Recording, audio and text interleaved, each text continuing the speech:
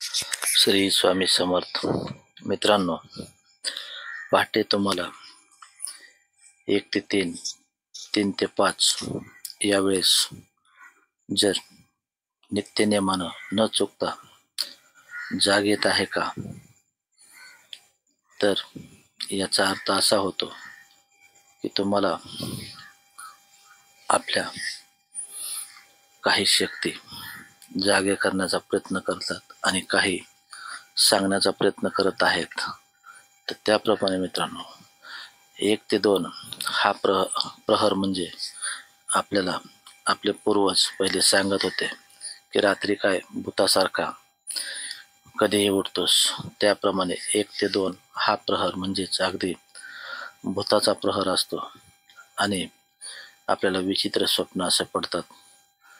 आणि 2 ते 3 हा प्रहर म्हणजेच आपल्या पूर्वजांच्या काही इच्छा आकांक्षा आपल्याकडून राहिलेल्या असतात आणि ते आपल्याला नेहमी काहीतरी आपल्या जीवनात खुणा दर्शवतात. आणि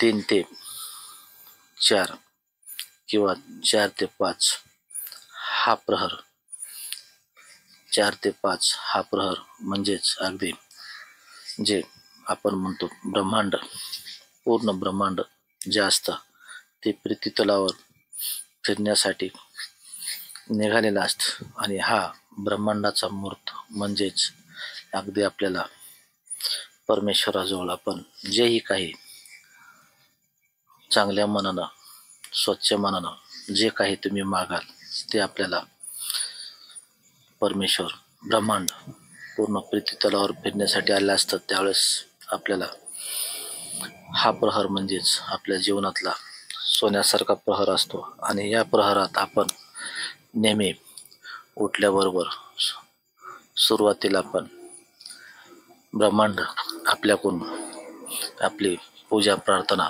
करून घेण्यासाठीच आपल्याला 4 ते 5 ह्या वेळेस जाग येते.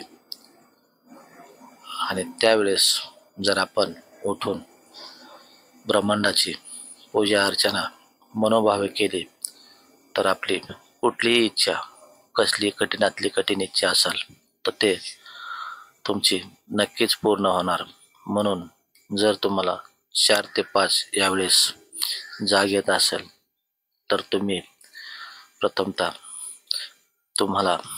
तुम्ही कोणत्याही देवाला मानत असाल किंवा कोणत्याही देवाची मनापासून भक्ती करत असाल तर तुम्ही प्रथम त्या देवाची प्रार्थना करा.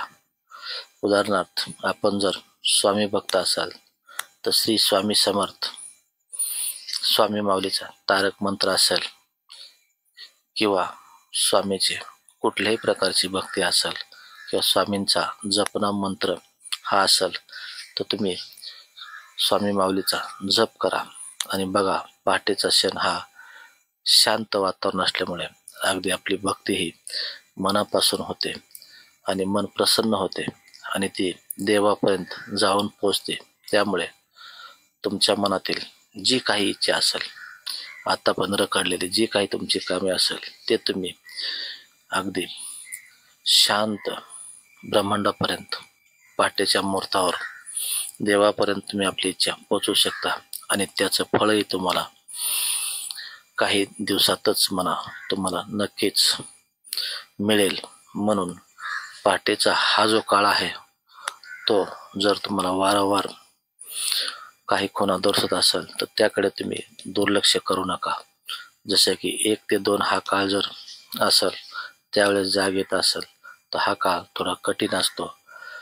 तर त्यावेळेस जर तुम्हाला जाग येत असेल तर भूतप्रेत बाधा आपल्या घराकडे येण्याचा जे प्रयत्न करते त्यासाठी तुम्हाला एकच मंत्र म्हणायचा आहे, ओम हनुमते नमः, ओम हनुमते नमः. ह्या मंत्रामध्ये इतकी पावर आहे की तुमच्या घरावरील भूतबाधा, भूताचे जी काही वाईट शक्ती आहेत त्या ह्या मंत्राने आपल्या घरापासून, आपल्या आयुष्यातून दूर जातील. आणि 3 ते 5 किंवा 3 ते 4 या काळात जे आपले पूर्वजांचे काही इच्छा आकांक्षा असतात आपल्याकडून राहिलेल्या, त्या तुम्हाला ते सांगण्याचा प्रयत्न करतात. तर त्यासाठी मित्रांनो अगदी साधा उपाय करायचा आणि पूर्वजांची आपल्या घरावर कृपा करून घ्यायची, त्यांच्या आत्म्याला शांती मिळेल. त्यासाठी तुम्हाला जास्त काही असा मोठा उपाय नाही, तो म्हणजेच आपण कुत्र्याला किंवा गाईला जे काही आपल्या घरातील अन्न असेल ते खाऊ घालायचे आणि बघा, त्यामुळे आपल्या पूर्वजांचाही आत्मा शांत होईल आणि आपल्या घराला सुख शांती वैभव लाभल.